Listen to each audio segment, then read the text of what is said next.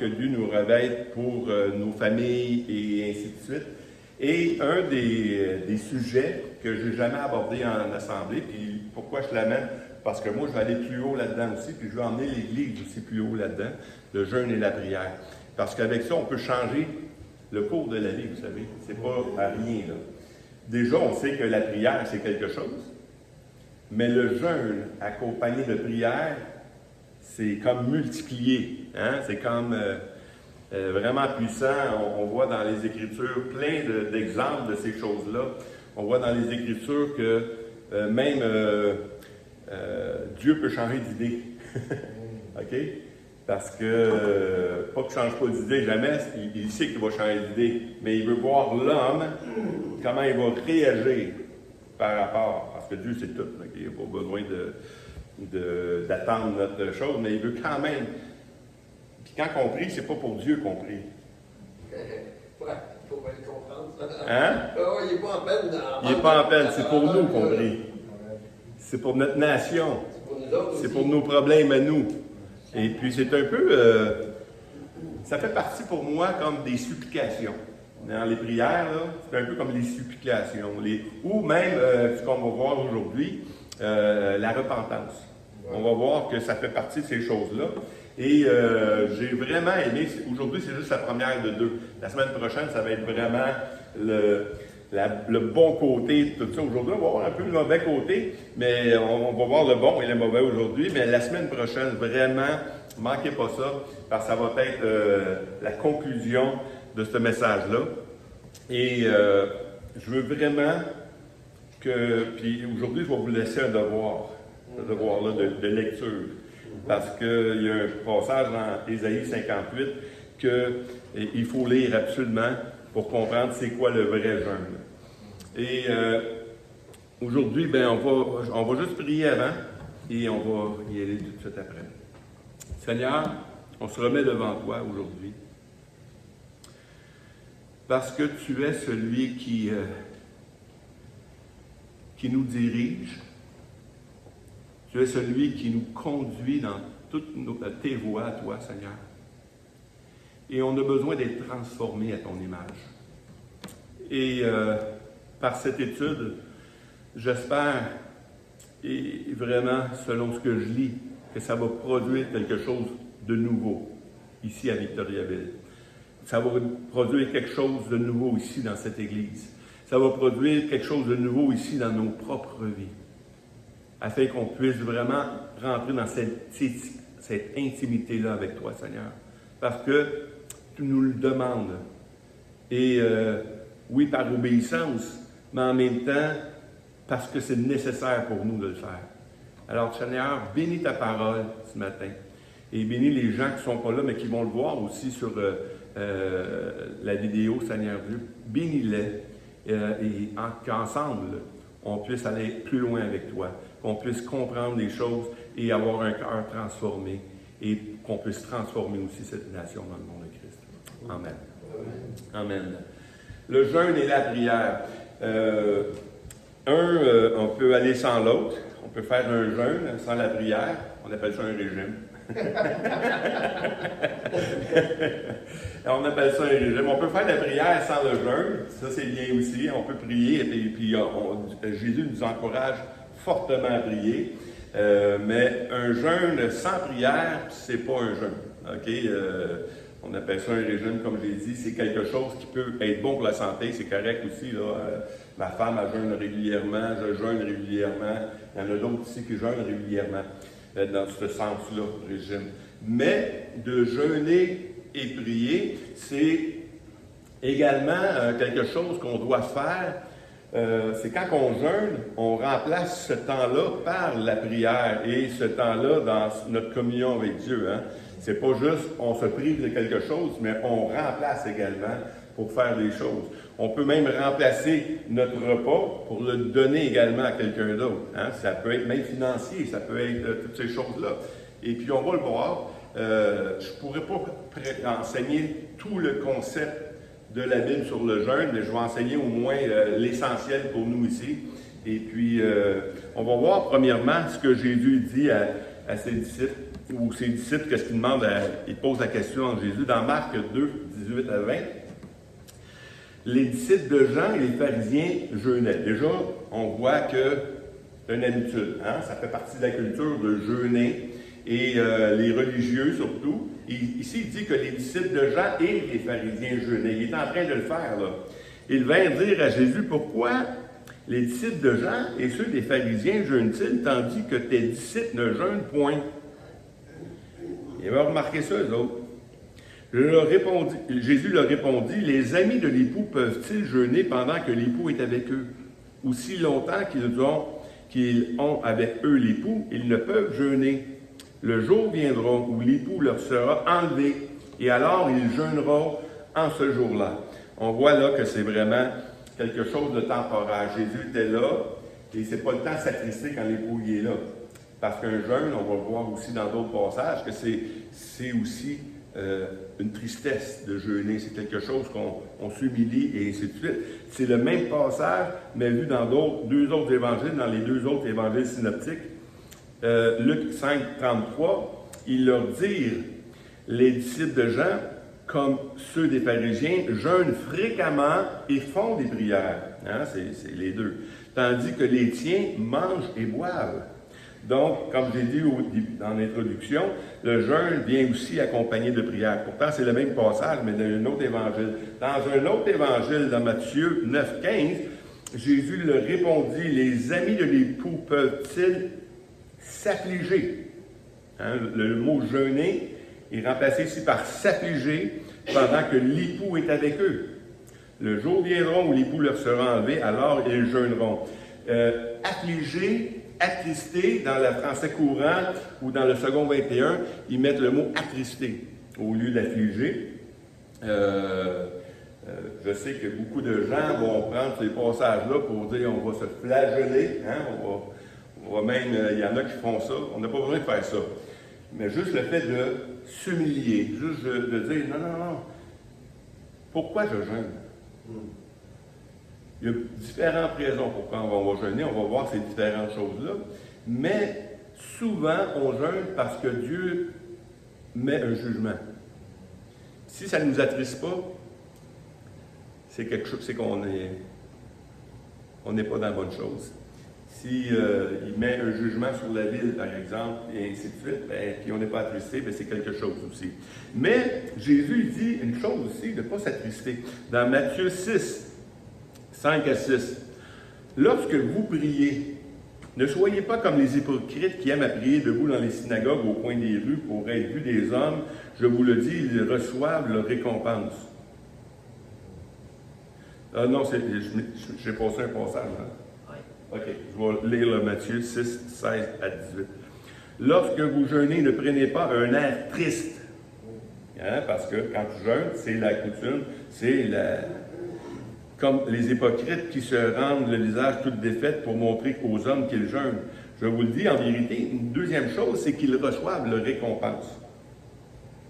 De jeûner devrait amener une récompense, devrait amener un résultat, devrait amener quelque chose de nouveau dans ta vie. C'est important, c'est aussi de voir ce petit détail-là.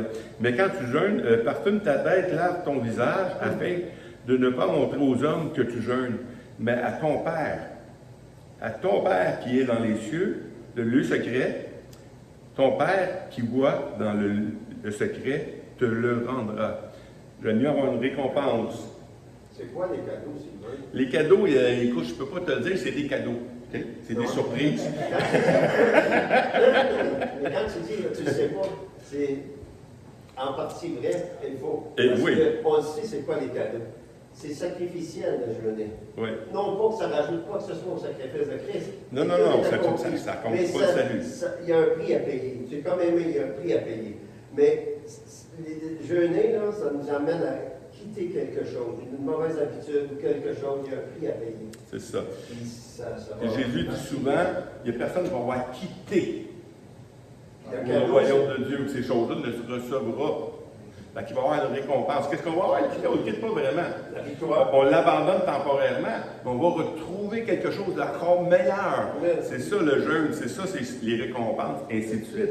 C'est pour ça aussi que dans Matthieu 6, 5 à 6, lorsque vous priez, ne soyez pas comme les hypocrites, qui aiment être prier debout au coin des rues pour être vus des hommes. Je vous le dis, ils reçoivent aussi leur récompense, la même chose. Mais quand tu pries, entre dans ta chambre, ferme la porte et prie ton Père qui est là dans le lieu secret. Et ton Père qui voit dans le lieu secret te le rendra. Ça veut dire que tu vas avoir une récompense encore là.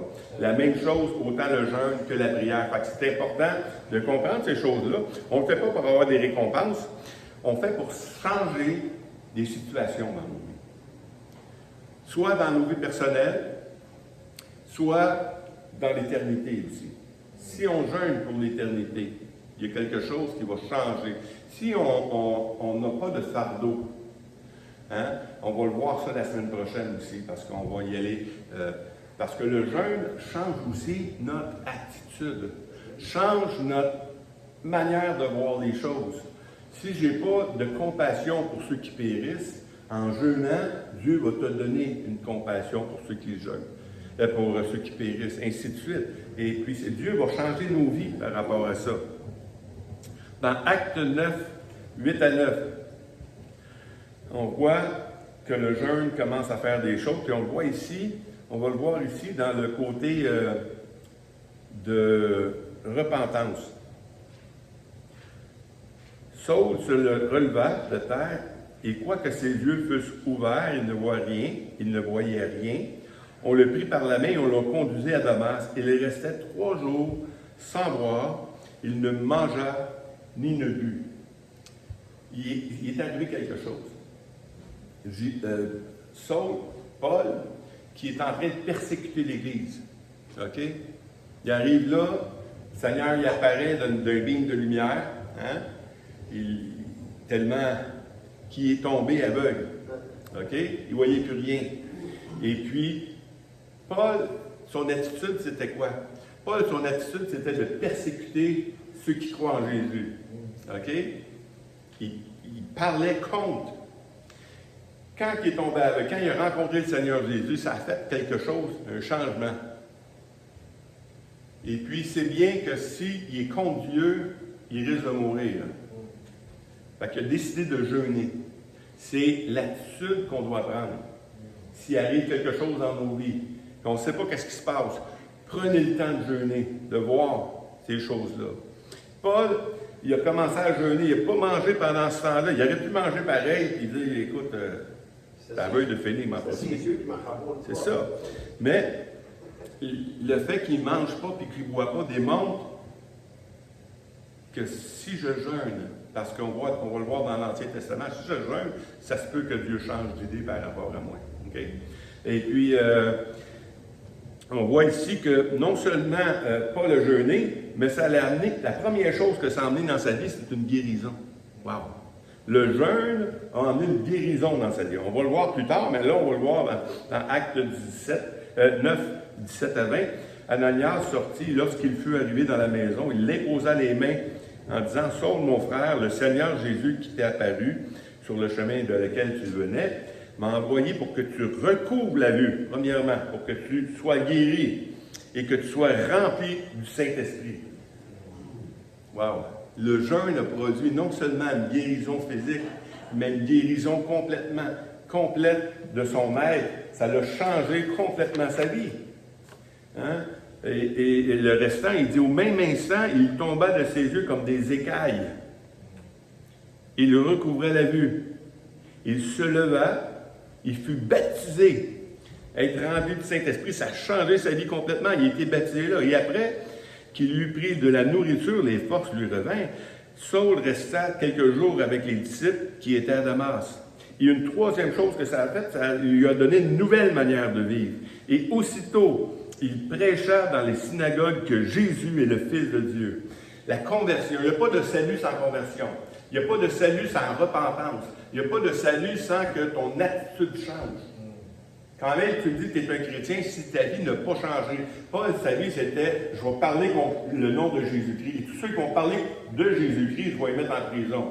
Il rencontre le Seigneur Jésus, il est complètement transformé, et ça a changé sa vie. Il a fait autre chose. Il a fait le contraire de ce qu'il faisait. Là, il allait partout prêcher Jésus-Christ. C'est ça une conversion. C'est ça une repentance. Une repentance, c'est que tu changes de choses et tu t'en vas vers la bonne affaire. Dans le jeûne également, Dieu fait connaître sa volonté. Dans Actes 13, 1 à 3.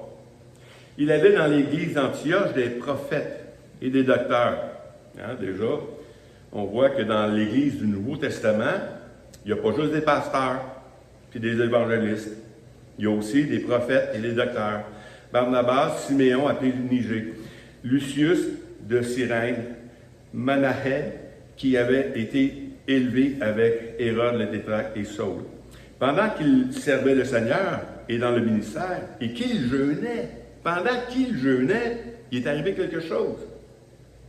Le Saint-Esprit dit, « Mettez-moi à part Barnabas et Saul pour l'œuvre à laquelle je les ai appelés. » Hein? Alors, après avoir jeûné encore, après avoir jeûné et prié, ils leur imposèrent les mains et les laissaient partir. Dans le jeûne, il y a un changement.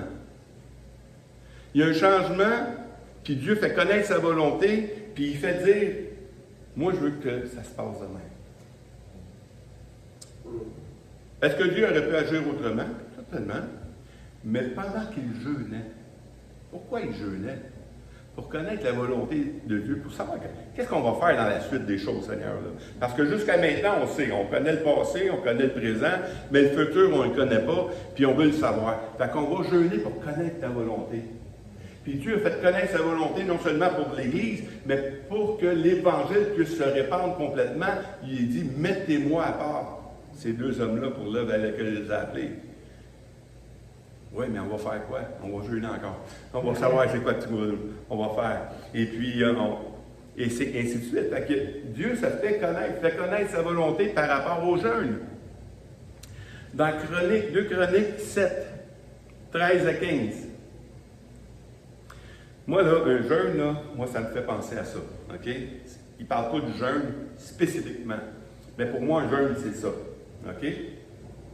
Quand je fermerai le ciel et qu'il n'y aura point de pluie, quand j'ordonnerai aux sauterelles de consumer le pays, quand j'enverrai la peste parmi mon peuple, si mon peuple, sur qui est invoqué mon nom, s'humilie, prie, cherche ma face, et il se détourne de ses mauvaises voies, je l'exaucerai des cieux, je lui pardonnerai son péché, je guérirai son pays. Mes yeux seront ouverts désormais et mes oreilles seront attentives à quoi? À la prière faite en ce lieu. Voici, pour moi, ça c'est un jeûne. Le jeûne, c'est l'humilité, c'est l'humiliation, c'est de dire non, je ne connais rien, je ne sais pas, Dieu veut détruire, Dieu veut faire des choses. Puis quand il arrive des choses dans ma vie, comme que Dieu dit, quand je vais envoyer ces choses-là dans vos vies, là, puis vous vous humiliez, ben, je vais vous sauver. Mais si vous ne vous humiliez pas, si vous ne jeûnez pas, le contraire est aussi vrai. Hein? Mais si vous vous humiliez, je vais guérir ton pays. La guérison va venir. Je vais non seulement toi, mais toute ta nation va être guérie. C'est quelque chose. Moi, c'est le jeûne, ça. Démontre une réelle repentance et sauve des vies. Un des plus beaux passages que j'ai vu, que je connais aussi, c'est dans Jonas. Hein? L'histoire de Jonas, vous connaissez l'histoire de Jonas? Hein? Qui est envoyé à Nénive. Premièrement, Jonas, c'est un prophète. C'est lui qui aurait dû jeûner, OK, pour Nénive. OK? Normalement, c'est le prophète, le premier à jeûner pour que le monde soit sauvé. Si Dieu il s'en vient, comme qu'il a fait avec Abraham, qu'il a fait avec Élie, quand il a fait avec plein de monde, puis il a dit, je vais le détruire. Bien, l'attitude des prophètes et des responsables de Dieu, eux, ont commencé à jeûner pour intercéder pour le peuple. Mais Jonas, là, c'est le contraire. Moi, je vais fuir. Moi, je veux qu'il soit détruit, le peuple. Là. Parce qu'il n'a pas le même cœur que Dieu, OK? Il est complètement... On a parlé de la connaissance du bien et du mal la semaine passée. Il y avait le bien selon lui et non le bien selon Dieu. Et là, il est là. Et on va lire le passage. Et Jonas se leva. Un coup qu'il a compris, et un coup qu'il est sorti du gros poisson, et ainsi de suite. Il alla à Nénive, selon la parole de l'Éternel. Au moins, il craignait l'Éternel un peu, tu sais. Or, Nénive était une très grande ville de 3 jours de marche. Je ne sais pas si vous savez une ville de 3 jours de marche, là. 3 jours de marche, tu seras à Québec, je pense. Hein? 3 jours, je pense que tu seras à peu près à Québec. C'est une grosse ville, là. C'est pas... c'est quand même une grosse ville. Et 3 jours de marche. Jonas fit d'abord dans la ville une journée de marche et criait en disant, encore 40 jours, et Nénive sera détruite. Wow! Il annonce quoi? La destruction. Une condamnation. Une condamnation. Puis on n'élaborera pas trop là-dessus, moi juste vous dire ça. Dans 40 jours, Nénive va détruire. Hein? Je ne te donne pas de solution, je te dis juste qu'il va arriver ça. T'en donne le minimum possible. Et qu'est-ce qui arrive? Les gens de Nénive crurent à Dieu. Ils publièrent un jeûne. Wow! Et ils se revêtirent de sacs, depuis le plus grand jusqu'au plus petit. La chose parvint au roi de Nénive. Hein, déjà, le peuple, c'est quelque chose. Mais là, ça vient jusqu'aux oreilles du roi. Il se leva de son trône, ôta son manteau, se couvrirent d'un sac et s'assirent sur la cendre. Il fit faire dans Nénive cette publication par ordre du roi et de ses grands, que les hommes et les bêtes, les bœufs et les brebis ne goûtent de rien, ne pèsent point et ne boivent point d'eau. Non seulement les hommes, mais les bêtes également devraient jeûner. Tellement que là, on veut-tu être détruit ou on veut pas être détruit? Si on ne veut pas être détruit, là, il faut se mettre en règle avec Dieu. Hein? Une goutte, que les hommes et les bêtes soient couverts de sacs. Ça, c'est l'humilité. Qu'ils crient à Dieu avec force et qu'ils reviennent de toutes leurs mauvaises voies et des actes de violence dont leurs mains sont coupables. On voit ici que le jeûne accompagne la repentance. Puis on connaît la suite des choses. Nénive est sauvée. Nénive est sauvée. Parce que eux ont commencé à jeûner. Le jeûne, ce que ça a fait, c'est que ça a changé l'idée de Dieu. Le destin qui était réservé à ces hommes-là a été changé par le jeûne et l'humilité, hein? Et ainsi de suite. Et puis, c'est quelque chose d'important, là. Ça, c'était des ennemis. OK? Oui? Dans ce verset, il dit, dans l'autre précédent, il dit, ils crurent Dieu. Ils crurent Dieu. Oui. Là, les païens se sont mis à jeûner. C'est ça. Et ils crurent Dieu. C'est ça. On croit Dieu. C'est ça. Et quand on est des chrétiens, ben déjà, le fait qu'on est des croyants, nous, si Dieu exauce des païens, ses ennemis par le jeûne, à combien plus forte raison ses enfants? À combien plus forte raison ceux qui l'aiment? Est-ce que ça marche tout le temps? C'est pas une formule magique où on va faire ça, puis ça va m'arriver, ça va être correct. Parce qu'on va voir, on voit que ce jeûne qu'eux autres qui ont fait, là, ça revient un peu dans Isaïe 58, 6, là, c'est un des passages du passage qu'on va finir avec ça. Voici le jeûne auquel je prends plaisir. Détache les chaînes de la méchanceté, dénoue les liens de la servitude, renvoie libres les opprimés, et que l'on rompe toute espèce de joug. Et c'est exactement ce que le roi de Nénive a fait. Et ce qu'il a demandé à la population, arrêtez ça, parce qu'on va être détruit. C'est voici le jeûne que Dieu prend plaisir. Et il y a des fois, on commet des actes, et même si on est chrétien, puis on jeûne, des fois ça ne marche pas. On va voir 1 Samuel 12, 20 à 23. C'est quoi l'histoire de 1 Samuel? C'est David. David qui a commis quelque chose de terrible. Il a couché avec la femme d'un autre. Hein? Il a fait tomber. Quand un homme tombe, c'est une chose. Mais quand un roi tombe, c'est tout le peuple qui périt. Hein? Tu sais, un homme dans la nation tombe, il va payer pour ses fautes. Mais quand le roi tombe, ça produit quelque chose. David a payé le prix de deux manières. Il y a eu une plaie, à un moment donné, que Dieu a dit, ben choisis une de ces trois plaies-là. Puis David avait quand même la confiance en Dieu que si ça arrive, Dieu va... on ne sait pas si Dieu ne va pas changer d'idée quand on va s'humilier, et ainsi de suite. Et puis là, cette deuxième conséquence-là, c'est son fils, le fruit de cette union qui était là, qui va mourir. Et David a commencé à jeûner. Pourquoi il jeûnait? Pour que peut-être que Dieu va changer d'idée. Alors David se leva de terre, quand il a entendu ses serviteurs, et puis ses serviteurs lui ont dit, ouais, mais là, il est mort, comment il va réagir? T'sais? Moi, je ne veux pas y annoncer ça, là, mais il a compris, David, que son fils était mort. Alors David se levait de terre, et il se lava, soignit et changea de vêtements, puis il alla à la maison de l'Éternel et il se prosterna. De retour chez lui, il demanda qu'on lui serve servi à manger, et il mangea. Ses serviteurs lui dirent, « Que signifie ce que tu fais? » Tandis que l'enfant vivait, tu jeûnais, tu pleurais, et maintenant que l'enfant est mort, tu te lèves et tu manges. Il répondit, lorsque l'enfant vivait encore, « Je jeûnais et je pleurais, car je disais, qui sait si l'Éternel n'aura pas pitié de moi et si l'enfant ne vivra pas, maintenant qu'il est mort? Pourquoi jeûnerai-je? Puis-je le faire revenir? J'irai vers lui, mais lui reviendra, mais il ne reviendra pas vers moi. » Voyez-vous, le jeûne, pour faire changer la situation. Si vous vivez des situations difficiles, c'est peut-être le temps de prier.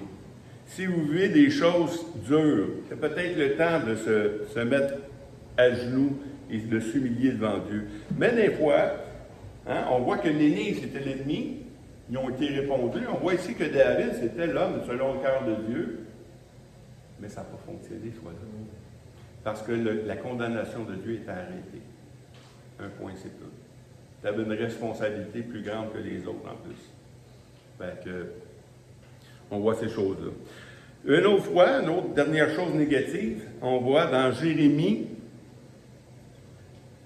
36, 2 à 3. Jérémie, il reçoit l'ordre de Dieu, et Jérémie reçoit l'ordre de Dieu d'écrire le livre jusqu'à maintenant, depuis le début jusqu'à maintenant, et dans le livre, tout ce qui était là.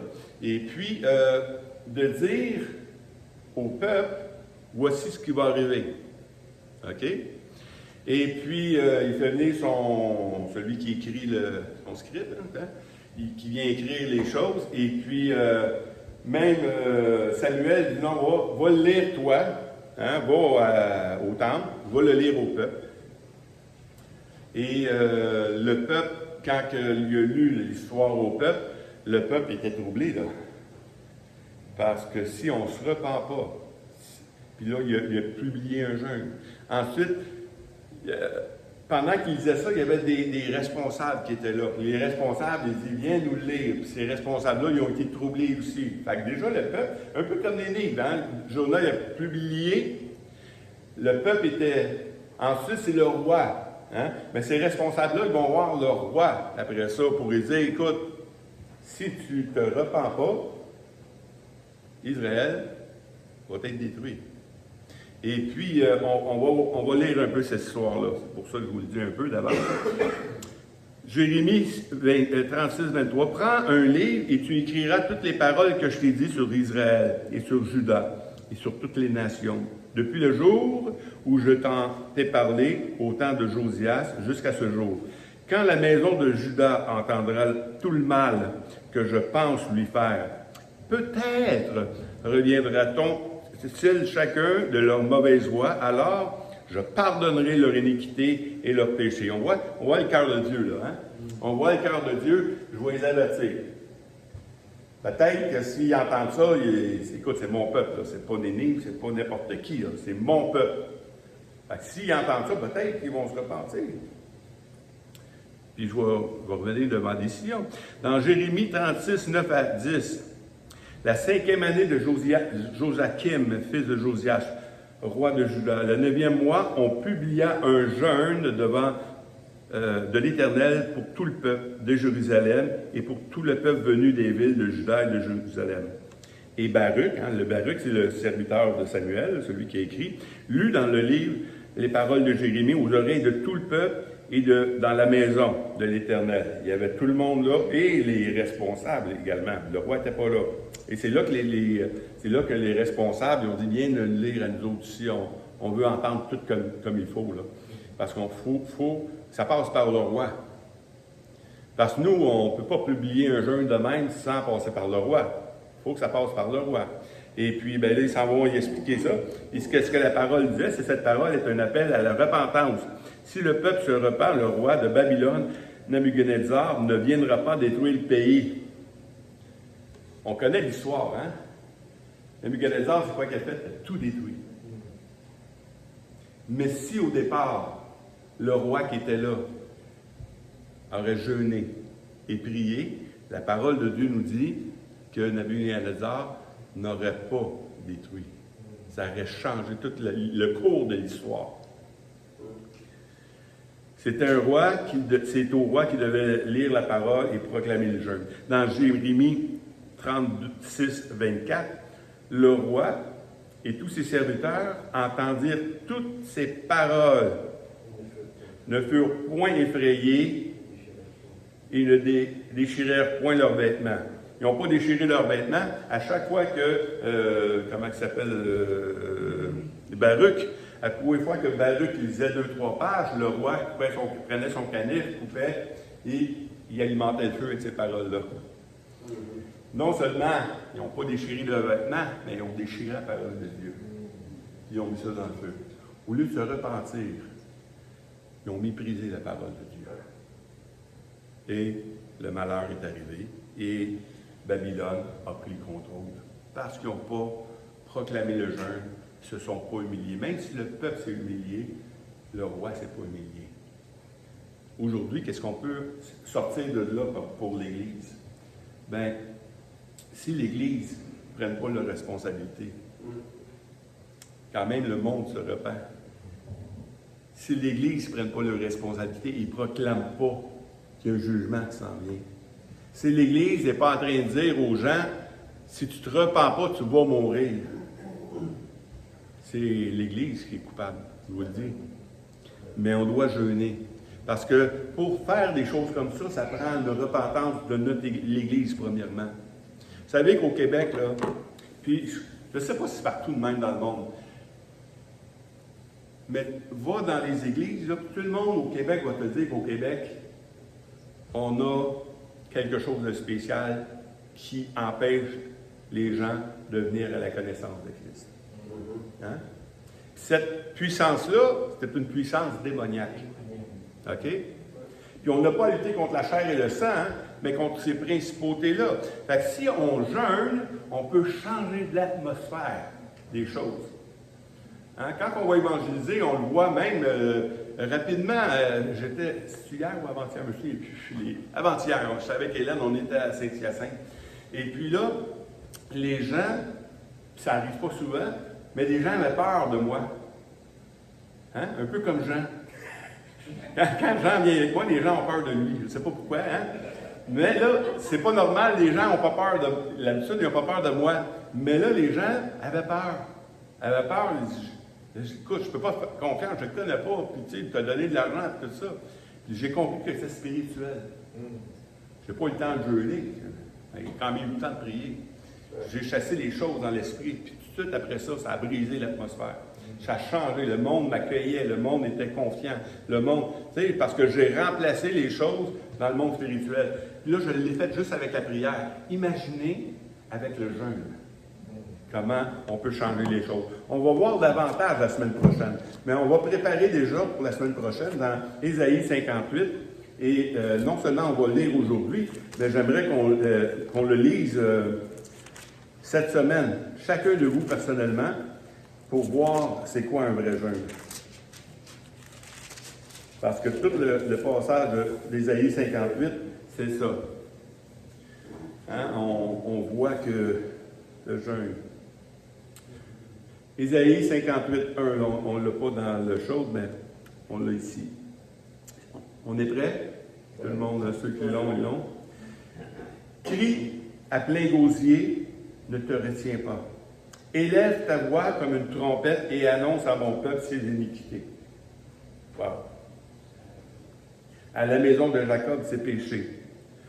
Tous les jours, ils me cherchent. Ils me cherchent.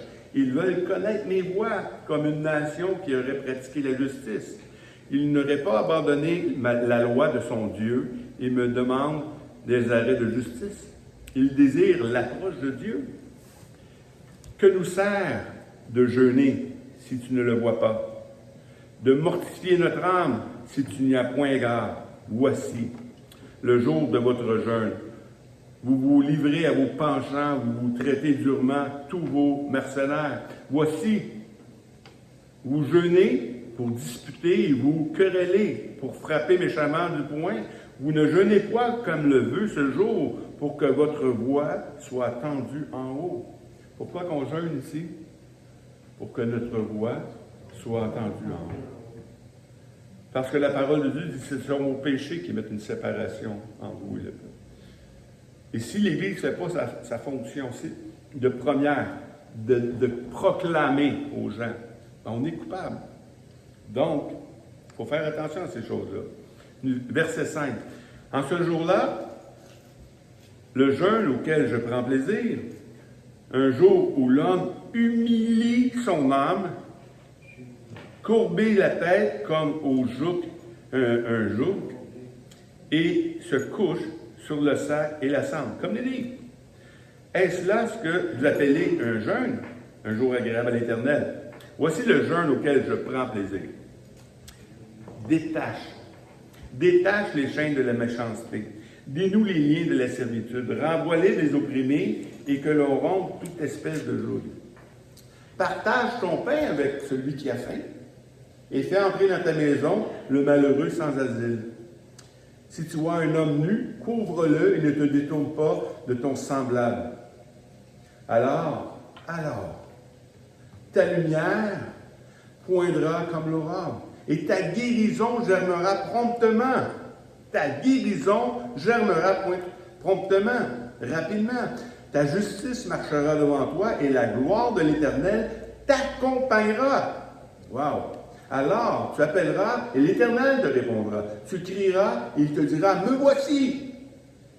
Si tu éloignes du milieu de toi le joug, les gestes menaçants et les discours injurieux. Si tu donnes ta propre subsistance à celui qui a faim, si tu rassasies l'âme indigente, ta lumière se lèvera sur l'obscurité et tes ténèbres seront comme le midi. L'Éternel sera toujours ton guide. Il rassasiera ton âme des lieux arides. Il redonnera de la vigueur à tes membres. Tu seras comme un jardin arrosé, comme une source dont les eaux ne tarissent pas. Les tiens rebâtiront sur d'anciennes ruines. Tu relèveras des fondements antiques. On t'appellera réparateur de brèches. Celui qui restaure les chemins, qui rend le pays habitable. Est-ce qu'on ne souhaite pas ça pour Haïti? Hein? Si tu retiens ton pied pendant le sabbat, pour ne pas faire ta volonté et en mon saint jour, si tu fais du sabbat tes délices pour sanctifier l'Éternel en le glorifiant, et si tu l'honores en ne suivant pas tes voies et ne te livrant pas à tes penchants et à de vains discours, alors tu mettras ton plaisir en l'Éternel et je te ferai monter sur les hauteurs du pays. Je ferai jouir de l'héritage de Jacob ton père, car la bouche de l'Éternel a parlé. Ce que Dieu promet, il va l'accomplir. On a vu des choses négatives aujourd'hui, mais j'aimerais qu'on garde cette dernière chose positive aujourd'hui, puis qu'on l'étudie cette semaine pour voir tous les bienfaits du jeûne. Comment si Dieu promet que si tu fais ça, aussitôt que tu vas dire quelque chose, tu vas dire, me voici.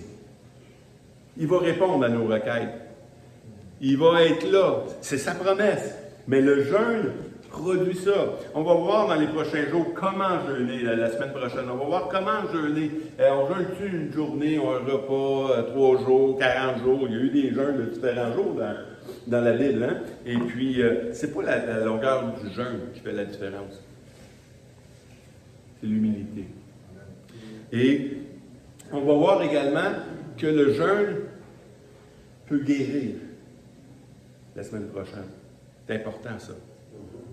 Ça va guérir non seulement notre corps physique, mais ça va guérir également notre tête, nos émotions. Ça va nous recentrer avec Dieu. Autant la chute nous a séparés de la connaissance du bien et du mal, d'avec Dieu, le jeûne va nous recentrer avec Dieu. Ça va également, le jeûne peut changer complètement l'atmosphère à Victoriaville. Le jeûne peut emmener Victoriaville dans une repentance. Mais si l'Église le fait. On va voir ça la semaine prochaine. Mais d'ici à ce temps-là, priez, regardez ce texte-là, et on va conclure la semaine prochaine là-dessus.